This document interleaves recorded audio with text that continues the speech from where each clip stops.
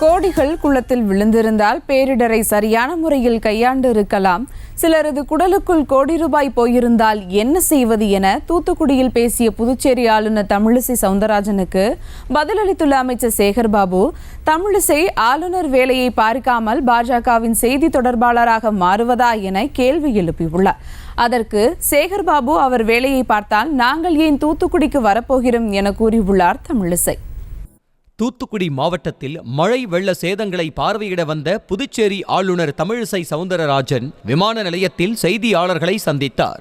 அப்போது பேசிய அவர், பேரிடரை கையாள எந்த முன்னெச்சரிக்கை நடவடிக்கையும் மேற்கொள்ளாத அரசு வானிலை ஆய்வு மையத்தை குறை கூறுவது வேடிக்கையாக உள்ளது என்றும், தென் மாவட்ட மக்களை இந்த அரசு மாற்றாந்தாய் மனப்பான்மையோடு நடத்துகிறது எனவும் குற்றம் சாட்டினார்.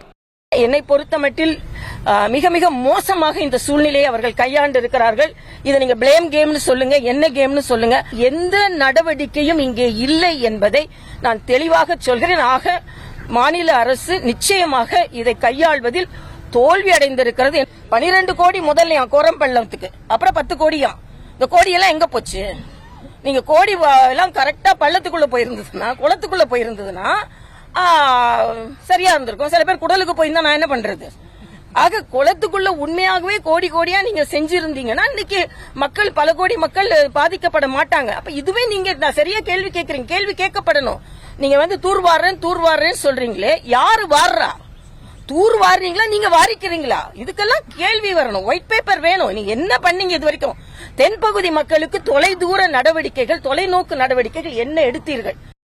தமிழிசையின் இந்த பேச்சுக்கு சென்னை அருகே கிளாம்பாக்கம் பகுதியில் பதிலடி கொடுத்துள்ள அமைச்சர் சேகர்பாபு, புதுச்சேரியின் ஆளுநர் வேலையை பார்க்காமல் பாஜகவின் செய்தி தொடர்பாளராக மாறி வரும் தமிழிசைக்கு வேறு வேலையே இல்லை என கூறியுள்ளார்.